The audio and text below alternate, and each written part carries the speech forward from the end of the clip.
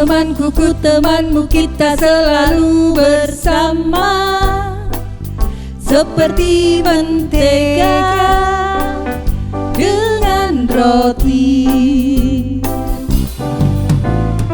Kau temanku, ku temanmu, kita selalu bersama, seperti celana dengan baju.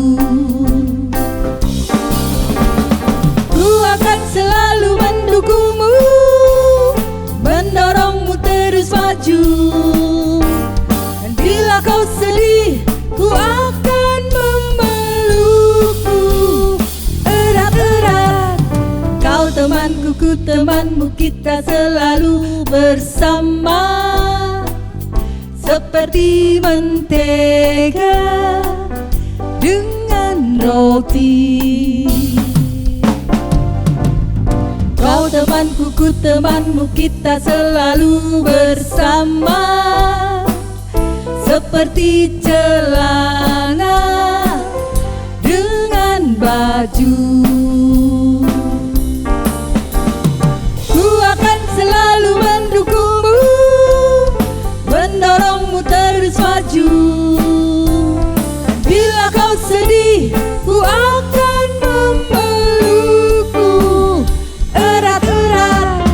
Kau temanku, ku temanmu, kita selalu bersama, seperti mentega dengan roti, seperti celana dengan baju, seperti diriku dan dirimu.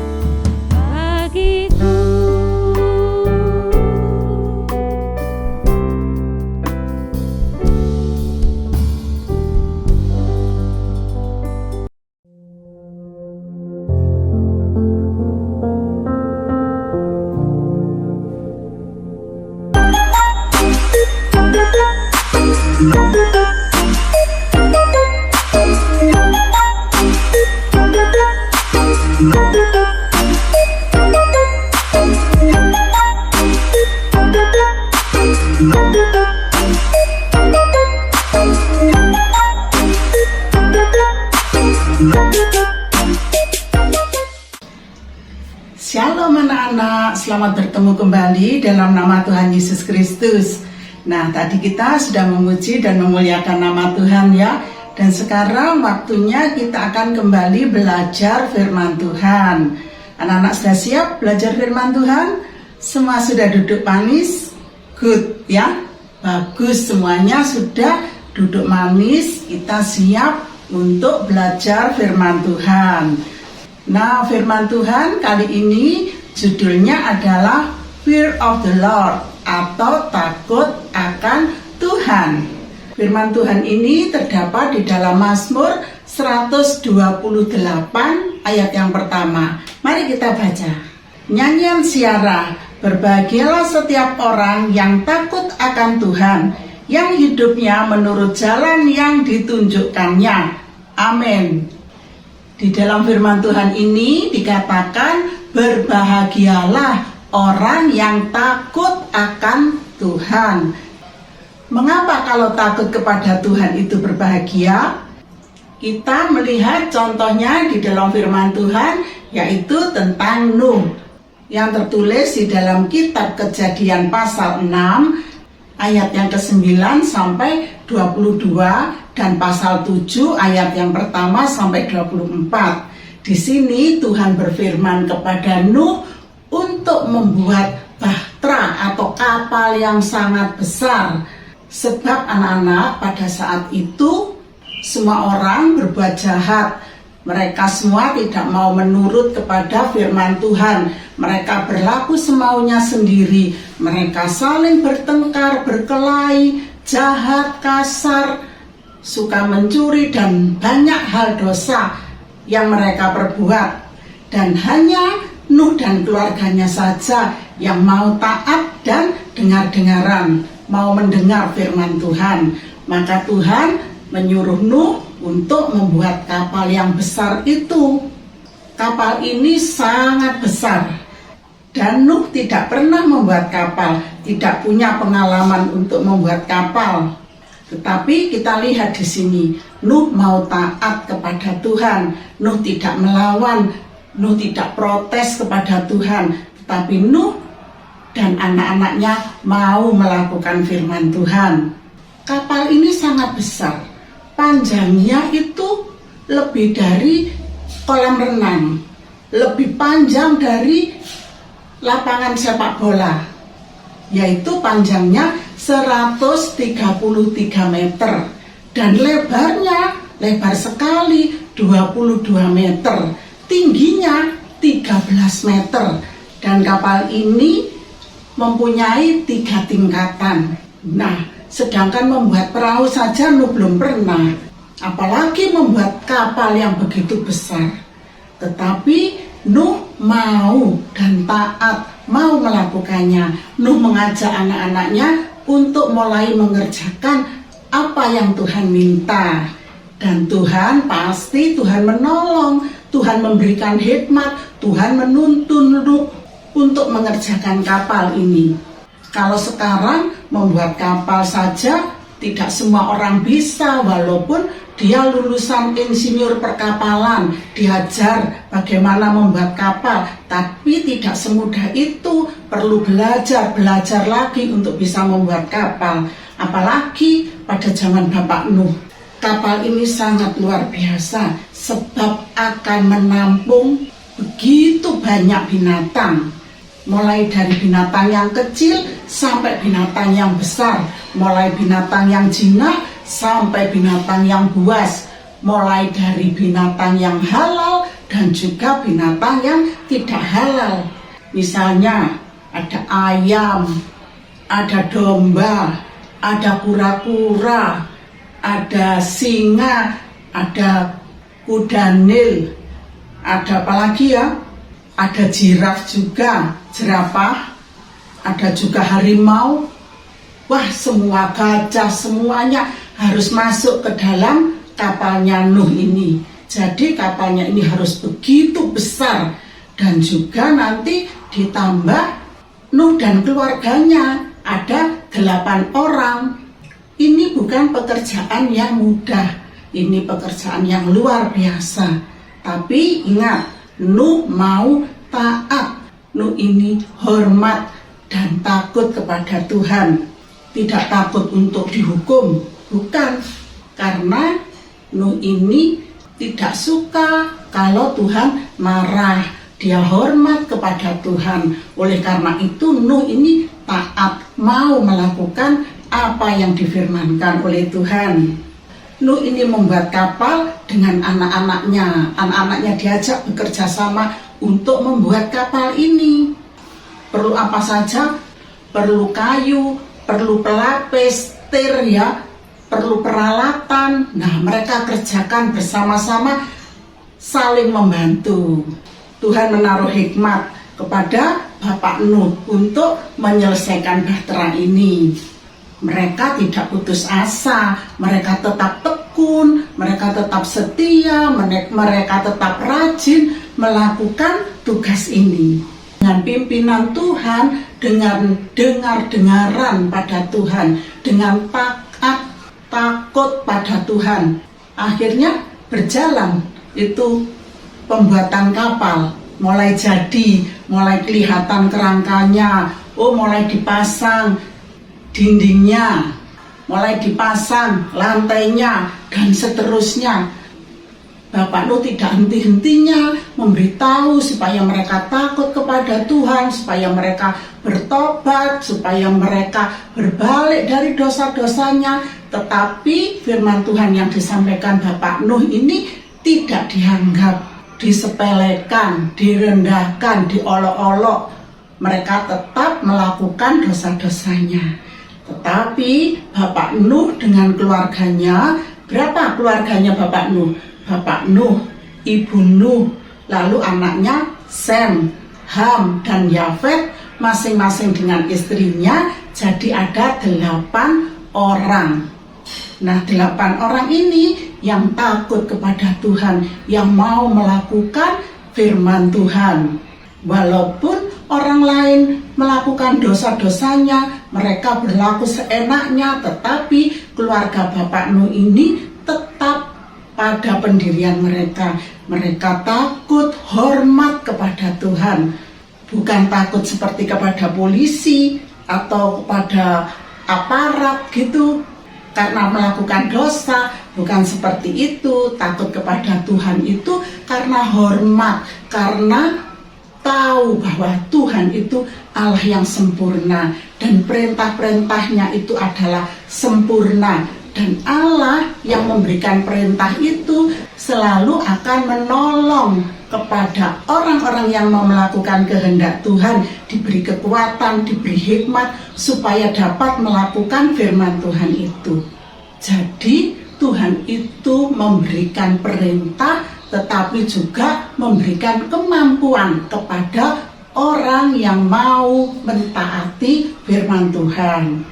Kalau kita mau mentaati firman Tuhan, Tuhan akan memberikan kemampuan kepada kita supaya kita mampu melakukan firman-Nya. Seperti Bapak Nuh yang membuat bahtera ini. Bapak Nuh tidak bisa membuat bahtera, tetapi Bapak Nuh mau. Maka Tuhan memberikan hikmat kepada Bapak Nuh ini, sehingga Nuh ini bisa mewujudkan apa yang diminta oleh Tuhan. Nah, akhirnya kapal yang dibuat Nuh ini akhirnya selesai. Jadilah kapal ini dengan sempurna karena Allah yang memberkatinya. Tuhan memberkati pekerjaan Bapak Nuh dan keluarganya ini sehingga kapalnya ini jadi, anak-anak. Nah, itulah hebatnya Tuhan kita. Kalau Tuhan memberikan firman-Nya, maka kalau kita mau mengerjakannya, Tuhan yang akan menolong supaya kita sanggup bisa melakukannya. Hebat ya. Selanjutnya mujizat terjadi. Setelah kapal ini siap, maka Tuhan mengirimkan binatang-binatang itu untuk datang dan masuk ke dalam bahtera Bapak Nuh ini. Ada yang berpasang-pasangan, ada yang satu pasang untuk binatang yang tidak halal, dan 7 pasang untuk binatang halal. Mereka semua dikirim Tuhan untuk masuk ke dalam bahteranya Bapak Nuh. Tidak ada yang ketinggalan, sebab Tuhan akan kirimkan apa? Kirimkan hujan dan terjadi air bah, banjir. Nah, untuk menyelamatkan segala jenis binatang itu, Tuhan kirimkan binatang-binatang itu untuk datang dan masuk ke dalam kapalnya Bapak Nuh ini. Juga Tuhan menyediakan dengan mudah mereka mendapatkan bahan makanan, baik untuk mereka sendiri, keluarga Bapak Nuh yang 8 orang itu, dan juga untuk binatang-binatang yang masuk ke dalam bahtera. Tuhan juga kirimkan, Tuhan juga tolong sehingga mereka dapat mengumpulkan. Pasti dengan pertolongan Tuhan, dengan berkat Tuhan mereka dapat kumpulkan makanan-makanan itu. Nah, pada saat yang ditentukan, semua sudah masuk, binatang-binatang sudah masuk semua, dan keluarga Bapak Nuh juga mulai masuk. Dan orang-orang juga diberitahu, kamu kalau tidak mau masuk ke dalam kapal ini, nanti kamu akan tenggelam, kamu akan dibinasakan oleh air bah. Tetapi mereka menertawakan, menganggap aneh Bapak Nuh ini. Kenapa dia membuat kapal? Dan mereka sekarang semua masuk ke dalam kapal. Mereka tidak tahu selanjutnya. Padahal Tuhan sudah memberitahu lewat Bapak Nuh. Nah, pada saat itu setelah pintu semua tertutup, siapa yang menutupnya? Tuhan yang menutupnya. Pintu kapal itu semua sudah ditutup, maka turunlah hujan. Turun hujan sehari, 2 hari, 3 hari, 4 hari, hujan tidak berhenti-henti. Sampai 40 hari, 40 malam. Dan setelah itu terjadilah banjir. Airnya tambah lama tambah tinggi. Orang-orang mengetuk-ngetuk kapalnya Nuh. Pak Nuh, tolong buka. Nuh, tolong buka. Aku saudaramu. Aku familimu. Aku temanmu.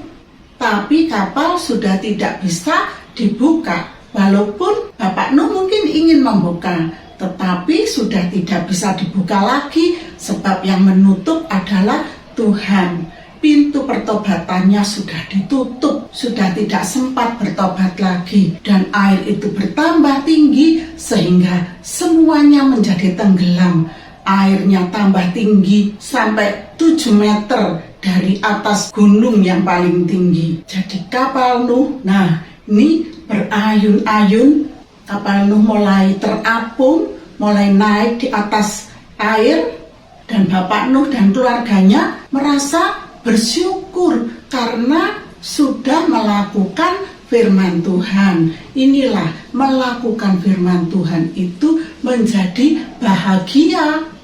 Karena kalau tidak melakukan firman Tuhan, seperti gambar ini, mereka tidak mau taat kepada firman Tuhan, akhirnya mereka binasa oleh air bah. Disuruh bertobat, disuruh minta ampun, disuruh merubah karakternya, karakter yang jahat, karakter yang jelek, tapi tidak mau berubah. Tetap saja akhirnya binasa, tidak mau melakukan firman Tuhan, tidak takut kepada Tuhan. Sedangkan keluarga Bapak Nuh menjadi apa? Bahagia, gembira, tidak binasa. Dia bersuka cita di dalam kapal, ya. Tuhan membuatkan kapal untuk keluarga Bapak Nuh dan binatang-binatang yang dipilih Tuhan itu, mereka selamat. Sedangkan yang tidak mau menurut firman Tuhan binasa. Tidak mau menurut firman Tuhan itu berarti apa tadi? Tidak takut kepada Tuhan. Akhirnya binasa. Sedangkan orang yang hormat kepada Tuhan itu mau melakukan firman Tuhan, takut kepada Tuhan. Takut karena takut membuat Tuhan susah, takut membuat Tuhan marah, takut membuat Tuhan kecewa. Jadi ingin menyenangkan Tuhan, dan Tuhan lebih lagi akan menyenangkan, akan membuat gembira orang-orang yang takut kepada Dia. yang mau menjaga hidupnya untuk berkenan kepada Tuhan, untuk mau dengar-dengaran, taat, mau mendengar firman Tuhan dan melakukannya, akan menjadi bahagia. Contoh di dalam kehidupan kita sehari-hari. Nah, ini adalah gambar seorang anak yang diberitahu mamanya, kamu lagi batuk ya, jangan minum es supaya batukmu cepat sembuh. Tetapi karena mamanya bekerja mungkin, atau anak ini sedang berada di sekolah, tidak ada yang melihat, mamanya tidak lihat, dia makan saja esnya. Kan mama tidak lihat. Nah, ini adalah bentuk ketidaktaatan, tidak takut kepada orang tuanya, tidak hormat kepada orang tuanya, mau melanggar seenaknya sendiri. Ada lagi, ini anak diberitahu gurunya, semua anak-anak harus jujur, tidak boleh curang. Tetapi gurunya kan tidak lihat, dia bermain curang, dia melakukan kecurangan dengan mencontek. Nah, ini melanggar aturan juga, tidak boleh, harus berbuat jujur. Ada lagi nih, anak perempuan ini, dia melakukan hal yang jahat, ya, berlaku jahat, merusak tanaman, atau ada mungkin orang suka merusak hal lain. Bukan milik saya saja, lalu dirusak. Rusak ya sudah, dibiarkan, diam, pura-pura tidak tahu. Nah, itu semua tidak sesuai dengan firman Tuhan. Memang yang membuat peraturan, tidak boleh minum es nak karena kamu sakit, tidak boleh mencontek, itu guru yang berbicara. Jangan curang, jangan merusak barang orang lain, jangan merusak tanaman orang lain. Itu memang yang nulis manusia. Seperti anak-anak kalau jalan di taman ada tulisannya dilarang dipetik, dilarang diinjak rumputnya. Nah, nggak ada kan yang jaga di situ, ya diinjak saja. Nah, itu namanya melanggar peraturan. Sepertinya tidak ada yang tahu. Kan itu peraturan manusia, boleh dilanggar. Nah, firman Tuhan itu mencakup semuanya. Firman Tuhan berkata, hormatilah orang tuamu di dalam Tuhan. Nanti apa akibatnya kalau kita hormat kepada orang tua kita? Nah, ini ya dibaca ya, Efesus 6 ayat yang kedua, kita baca ya, nanti kalian lanjutkan ayat ketiganya. Hormatilah ayahmu dan ibumu, ini adalah suatu perintah yang penting, seperti yang nyata dari janji ini. Nah, janjinya kalian nanti lihat, baca di ayat yang ketiga. Apa yang dikatakan, dinasehatkan oleh orang tua harus ditaati, orang tua harus dihormati. Apa yang dikatakan oleh guru tadi, tidak boleh curang. Nah, firman Tuhan juga berkata, tidak boleh curang. Titus 2 ayat yang ke-10, jangan curang, tetapi hendaklah selalu tulus dan setia, supaya dengan demikian mereka dalam segala hal memuliakan ajaran Allah, Juru Selamat kita. Amin. Apa yang disampaikan oleh guru kalian, jangan curang, itu juga ada dalam firman Tuhan. Jadi harus taat menurut peraturan-peraturan di sekolah. Oleh sebab itu firman Tuhan itu harus kita pelajari. Belajar firman Tuhan. Kita belajar firman Tuhan. Kalau kita baca setiap hari itu bagus. Kita baca firman Tuhan setiap hari. Tetapi selebihnya dari membaca firman Tuhan harus dilakukannya, harus belajar melakukannya. Oleh karena itu kita harus belajar firman Tuhan, belajar dan belajar terus firman Tuhan. Firman Tuhan yang sudah kita dapat, kita pelajari, kita praktekkan, dan itu yang membawa kita kepada keselamatan. Firman Tuhan berkata, hormatilah orang tuamu, tapi tidak bisa melakukannya. Sekali marah-marah sama orang tuanya, besoknya lagi sudah kepingin mau menghormati, terus melakukan dosa lagi. menentang orang tuanya, melawan orang tuanya, merengek-rengek. Kalau minta sesuatu tidak dibelikan, tidak diberi, nangis-nangis. Nah, tidak bisa kan? Belum bisa melakukannya. Tapi jangan putus asa, belajar lagi. Tuhan, besok aku mau belajar menghormati, taat kepada papa mama. Nah, kalau kalian mau belajar, nanti Tuhan yang akan memberi kekuatan, memberi kemampuan untuk kalian bisa melakukannya. Roh Kudus akan memberikan kekuatan, memberikan pertolongan sehingga kalian bisa melakukannya. Mulai belajar menghormati orang tuanya. Ini, anak ini setelah belajar firman Tuhan, dia mulai, oh iya, mamaku repot. Dia mau belajar membantu orang tuanya. Dipraktekkan, oh menghormati, mengasihi orang tuanya, dibantu. Sekarang kalau belajar, tidak perlu dimarahi, tidak perlu dipaksa-paksa. Sudah tahu, oh iya, waktunya saya belajar. Dia langsung belajar dengan rajin. Nah, menurut kepada firman Tuhan harus rajin. Nah, sekarang belajar tanpa harus disuruh-suruh, sudah rajin. Belajar, praktek, oh saya sudah bisa sekarang belajar tanpa dimarahi orang tua.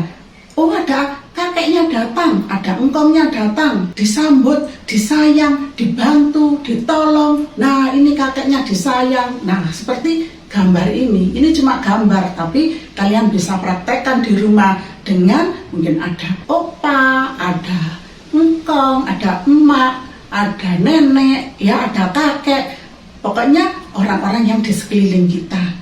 Kita bantu, kita tolong adik kita tolong kakak kita, menjadi rukun bersama-sama. Seperti siapa tadi? Keluarganya Nuh. Mereka bekerja sama supaya jadilah bahtera itu. Kita di dalam rumah tangga, di dalam keluarga juga saling membantu. Ingat, oh adiknya nakal, dek tidak boleh nakal, seperti itu berdosa, jangan nakal. Nah adiknya diingatkan, oh iya adiknya nurut, nah sama-sama jadi baik. Loh kakaknya melakukan hal yang tidak sesuai firman Tuhan, kok bohong? Loh kak, tidak boleh bohong, bohong itu dosa loh. Kakaknya sadar, oh iya, saya minta ampun pada Tuhan, maaf pada yang dibohongi, maaf. Nah, bekerja sama, saling mengasihi. Kita sendiri kalau ditegur juga mau sadar, oh iya, aku malas, iya, sekarang saya tidak malas lagi, saya mau rajin. Nah, bekerja sama. Jadi tumbuh bersama seperti keluarganya yang bekerja sama menjadikan bahteranya jadi. Kalau Pak Nuh kerja sendiri, wah lama, berat. Anaknya satu-satu bertengkar, tidak mau membantu, tidak jadi kapalnya. Tapi karena mereka bekerja sama, jadi kapalnya. Karena kalau kita mau saling mengasihi, Tuhan yang akan memberkati. Ingat ya, saling mengasihi, Tuhan akan memberkati. Ini adalah contoh dan banyak lagi hal-hal yang kita bisa lakukan dengan menghormati, takut kepada Tuhan. Takut kepada Tuhan itu bukan pura-pura, tidak bisa. Tuhan tidak bisa diajak pura-pura. Tuhan itu tahu sampai dalam hati kita. Kita lakukan dengan sungguh-sungguh. Nanti Tuhan yang akan memberkati. Kita bisa melakukan firman Tuhan, kita bisa menghormati Tuhan. Kita baca lagi ya satu ayat, Mazmur 112 ayat yang pertama. Haleluya, berbahagialah orang yang takut akan Tuhan, yang sangat suka kepada segala perintahnya. Nah ini suka kepada firman Tuhan, suka kepada perintah-perintahnya, karena menghormati Tuhan, karena mau dipimpin Tuhan, karena mau dengar-dengaran pada firman Tuhan.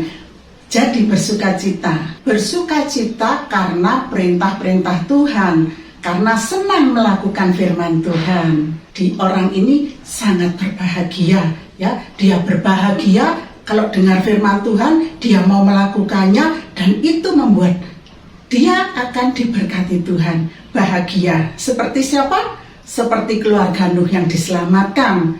Kita semua kalau kita mau melakukan firman Tuhan, itu membuat hidup kita berbahagia.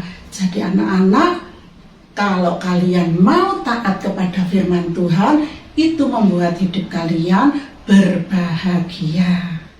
Siapa mau hidup susah? Tidak mau. Kita mau berbahagia.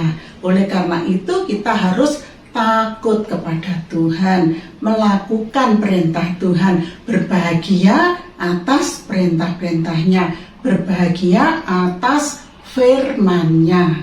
Jadi kesimpulannya, kita ini harus taat, hormat kepada Tuhan, yaitu dengan cara melakukan firman Tuhan. Dan Tuhan itu tidak bisa dibohongi. Tuhan itu bisa melihat sampai dalam hati kita. Tuhan memberikan kemampuan kepada kita kalau kita mau mentaati firman-Nya. Kalau kita mau melakukan firman-Nya, Tuhan memberikan kemampuan. Kalau orang itu tidak mau melakukan firman Tuhan, ya tetap tidak mau. Bahkan firman Tuhan itu menjadi siksaan, menjadi beban buat dia karena dia tidak mau melakukan firman Tuhan. Tuhan itu adil. Ya, kalau kita mau melakukan firman-Nya, dia tahu dan dia itu adil. Dia pasti menolong, memberkati kita. Tuhan itu penuh kasih. Ya, kalau kita tidak mampu melakukan seperti Nuh yang sebetulnya dia tidak bisa membuat kapal itu, tetapi karena dia mau, maka dengan kasih-Nya Tuhan membantu Nuh menyelesaikan bahteranya. Dan perintah Tuhan itu sempurna, ya, tidak ada cacatnya, tidak ada pilih kasih, pandang bulu, berat sebelah pun tidak ada. Firman Tuhan itu sempurna, bisa kita lakukan karena Dia menolong kita.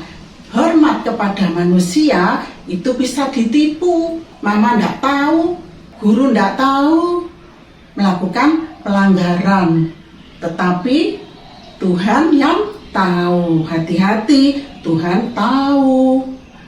Jadi anak-anak juga harus hormat kepada orang tuanya, kepada taat kepada peraturan yang diberikan. Kalau kepada manusia bisa pura-pura rajin, pura-pura jujur, tetapi Tuhan tahu.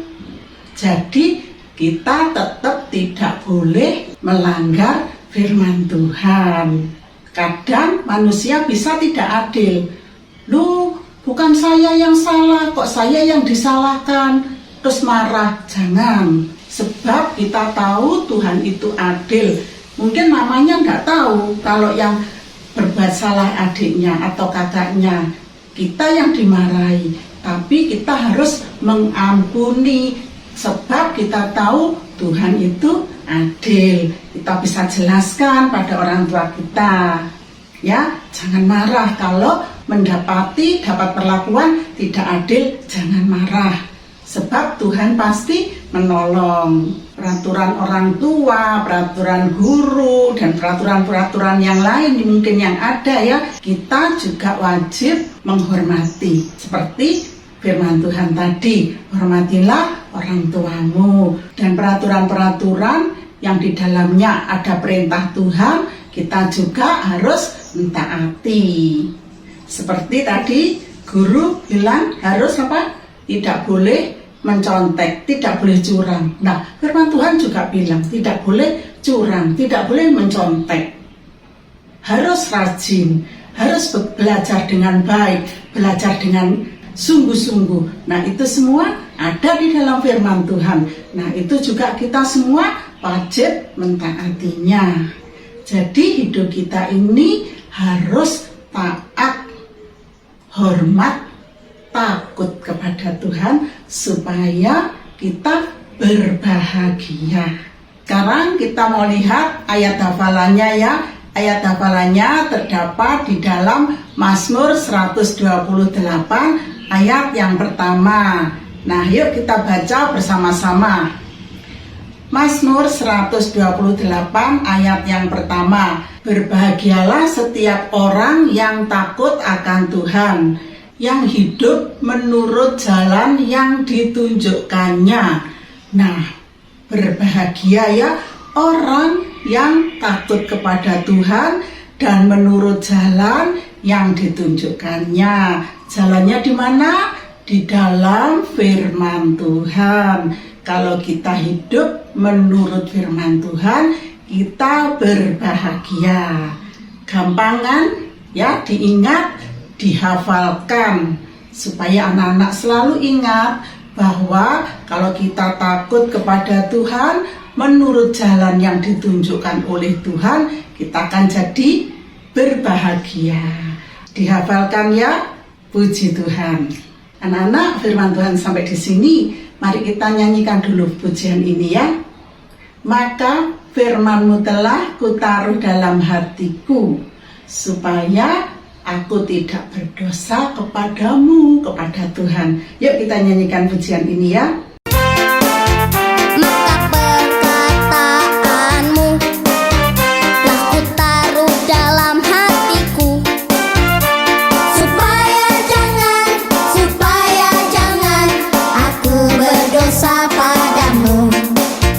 Nah sekarang mari kita berdoa ya. Kita akan lipat tangan dan kita tutup mata. Bapa di sorga yang kami sembah di dalam nama Tuhan Yesus Kristus. Tuhan, kami sudah belajar untuk takut dan hormat kepadamu. Sebab di dalam perintah-Mu ini adalah kebahagiaan hidup kami. Supaya kami boleh menjadi anak-anak yang dapat melakukan firman-Mu. Engkau yang memberikan kemampuan kepada kami semua untuk bisa melakukan firman-Mu. Tuhan, Engkau yang berbicara lebih lagi kepada setiap anak-anak-Mu, supaya anak-anak-Mu ini boleh makin mengerti akan kebenaran-kebenaran firman-Mu. Tuhan juga memberkati semua orang tua dengan berkat-berkat sorgawi. Berkatilah Tuhan di dalam pekerjaan para orang tua dan kesehatan semua keluarga. Tuhan menjagai, melindungi kami semua. Tuhan memberkati sekolah dari setiap anak-anak ini. Berikanlah hikmat akal budi kepada anak-anak ini Tuhan. Baik hikmat secara sekuler, terlebih lagi hikmat untuk mengerti akan kebenaran-kebenaran firman-Mu. Terima kasih Tuhan, terima kasih. Pimpin kami, lindungi kami, sertai kami, dan pertemukan kami pada saat kebaktian yang akan datang. Tuhan, terima kasih untuk firman-Mu, dan kami serahkan semuanya ini hanya di dalam satu nama, Tuhan Yesus Kristus, Juru Selamat kami yang hidup. Yang percaya katakan amin. Kebaktian kita sampai di sini, dan sampai jumpa di kebaktian yang akan datang. Kiranya Tuhan Yesus memberkati kita semua.